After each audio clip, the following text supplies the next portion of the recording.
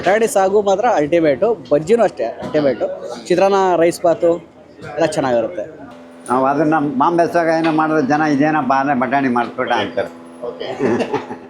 ತುಮಕೂರಿನ ಫೇಮಸ್ ಮಲ್ಲಣ್ಣ ಹೋಟ್ಲಿಗೆ ಬಂದಿದ್ದೀನಿ. ಬಟಾಣಿ ಸಾಗು ತುಮಕೂರಲ್ಲೇ ವರ್ಲ್ಡ್ ಫೇಮಸ್ ಅಂತ ಹೇಳ್ತಾರೆ.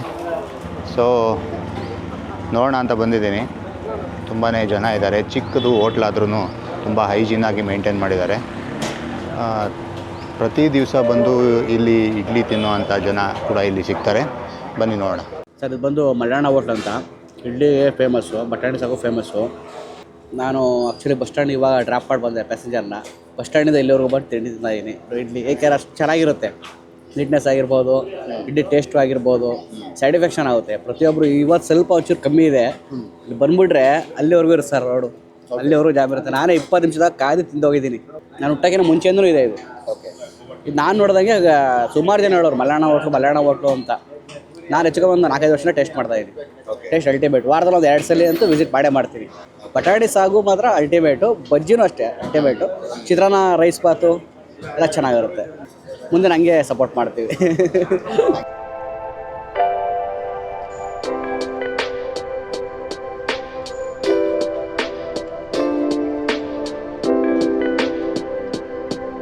ತಿಂಡಿ ಸೂಪರಾಗಿರುತ್ತೆ. ಇಡ್ಲಿ, ತಟ್ಟೆ ಇಡ್ಲಿ, ಬೆಣ್ಣೆ ದೋಸೆ, ಮಸಾಲೆ ದೋಸೆ, ಉಪ್ಪಿಟ್ಟು, ಕೇಸರಿ ಬಾತು, ಪ್ರತಿಯೊಂದು ರೈಸ್ ಐಟಮು, ಪುಳಿಯೋಗರೆ, ಬಿಸಿಬೇಳೆ ಬಾತು, ಫ್ರೈಡ್ ರೈಸು ಎಲ್ಲ ಮಾಡ್ತಾರೆ.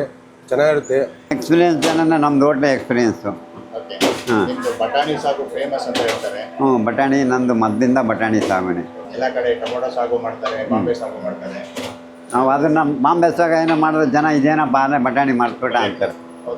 ಸರ್, ಇಲ್ಲಿ ತಿಂಡಿ ಮೊದಲಿಂದ ತುಂಬ ವರ್ಷದಿಂದ ಇಲ್ಲಿ ಮಾಡ್ತಾವ್ರು ಇವರು. ಇಡ್ಲಿ ಒಳ್ಳೆ ಫೇಮಸ್ ಇಲ್ಲಿ ಇಡ್ಲಿ. ನಾಟಿ ಇಡ್ಲಿ ಚೆನ್ನಾಗಿರುತ್ತೆ, ಎಲ್ಲ ಟೇಸ್ಟಾಗಿರುತ್ತೆ. ಮತ್ತು ನಾಟಿ ಇಡ್ಲಿ ಒಂಥರ ಯಾವುದೇ ಒಂದು ಕೆಮಿಕಲ್ ಆಗಲಿ ಇದಾಗಲಿ ಯೂಸ್ ಮಾಡಲ್ಲ, ಸೋಡಾ ಆಗಲಿ ಅದು ಯೂಸ್ ಮಾಡಲ್ಲ. ನಾಟಿ ಥರ ಮಾಡ್ತಾರೆ. ಹಳ್ಳಿ ಸ್ಟೈಲ್ ಭಾಳ ಚೆನ್ನಾಗಿರುತ್ತೆ.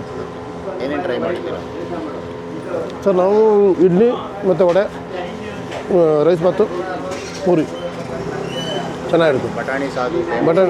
ಬಟಾಣಿ ಸಾಗು ಸೂಪರಾಗಿರುತ್ತೆ. ಮಲ್ಲಣ್ಣ ಅವ್ರ ಹೋಟ್ಲು ಮಸಾಲೆ ದೋಸೆ ತಿನ್ನೋ ಸಮಯ ಗಟ್ಟಿ ಚಟ್ನಿ ಹಾಕ್ಕೊಟ್ಟಿದ್ದಾರೆ ನೋಡಿ. ಪ್ಲೇಟ್ ಕೂಡ ವಾಶ್ ಮಾಡಿ ಕೊಡ್ತಾರೆ. ಅಡಿಕೆ ಪಟ್ಟೆ ಪ್ಲೇಟ್ನ ನಾರ್ಮಲಾಗಿ ಯಾರೂ ವಾಶ್ ಮಾಡಿ ಕೊಡಲ್ಲ. ಇವರು ವಾಶ್ ಮಾಡಿ ಅದರಲ್ಲಿ ನಮಗೆ ತಿನ್ನುವಂಥ ಪದಾರ್ಥಗಳನ್ನ ಹಾಕ್ಕೊಡ್ತಾರೆ. ನಾನೇ ಪರ್ಟಿಕ್ಯುಲರಾಗಿ ಕೇಳಿ ಚಿಕ್ಕ ದೋಸೆನ ಮಾಡಿಸ್ಕೊಂಡಿದ್ದೀನಿ. ಯಾಕೆಂದರೆ ತಿನ್ನೋಕ್ಕಾಗಲ್ಲ, ವೇಸ್ಟ್ ಮಾಡಬಾರ್ದು ಅನ್ನೋ ಕಾರಣದಿಂದ. ನಿಮಗೆ ದೊಡ್ಡ ದೋಸೆನೇ ಕೊಡ್ತಾರೆ. ಇದು ಅವರ ಮಸಾಲೆ ದೋಸೆ. ಗರಿ ಅಂತ ಇದೆ, ತುಪ್ಪ ಹಾಕಿದ್ದಾರೆ. ನಿಮಗೆ ವಿತೌಟ್ ತುಪ್ಪನೂ ಸಿಗುತ್ತೆ. ಗಟ್ಟಿ ಚಟ್ನಿ ಕೊಡ್ತಾರೆ, ಅದ್ರ ಜೊತೆ ಬಟಾಣಿ ಸಾಗು ಕೂಡ ಹಾಕಿಸ್ಕೋಬೋದು. ನನಗಂತೂ ದೋಸೆನೂ ತುಂಬಾ ಇಷ್ಟ ಆಯಿತು. ಅದ್ರ ಜೊತೆಗೆ ಅವರು ಸರ್ವ್ ಮಾಡಿದ ರೀತಿ, ಪ್ಲೇಟನ್ನು ತೊಳೆದು ಕೊಟ್ಟಿದ್ದು. ನಾರ್ಮಲಾಗಿ ಅಡಿಕೆ ಪಟ್ಟೆ ಪ್ಲೇಟ್ ಆಗಲಿ, ಪೇಪರ್ ಪ್ಲೇಟ್ ಆಗಲಿ ಯಾರೂ ತೊಳೆದು ಕೊಡೋಲ್ಲ ನಿಮಗೆ, ಇವರು ತೊಳೆದು ಕೊಡ್ತಾರೆ. ಅದೊಂದು ತುಂಬಾ ಇಷ್ಟ ಆಯಿತು ನನಗೆ. ಮಲ್ಲಣ್ಣವ್ರ ಹೋಟ್ಲು ಚಿತ್ರಾನ್ನ ತಿನ್ನೋ ಸಮಯ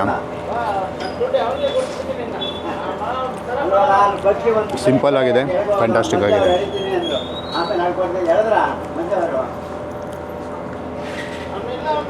ನನಗಂತೂ ಇಲ್ಲಿರೋ ಎಲ್ಲ ಐಟಮು ಇಷ್ಟ ಆಗಿದೆ. ನಿಮಗೂ ಇಷ್ಟ ಆಗುತ್ತೆ ಅಂತ ಅಂದ್ಕೊಂಡಿದ್ದೀನಿ. ದಯವಿಟ್ಟು ಬಂದು ಟೇಸ್ಟ್ ನೋಡಿ, ಹೇಗಿತ್ತು ಅಂತ ಕಮೆಂಟ್ ಬಾಕ್ಸಲ್ಲಿ ತಿಳಿಸಿ. ಮತ್ತು ಮುಂದಿನ ವೀಡಿಯೋದಲ್ಲಿ ಸಿಗ್ತೀನಿ. ಅಲ್ಲಿವರೆಗೂ ಜೈ ಹಿಂದ್, ಧನ್ಯವಾದಗಳು.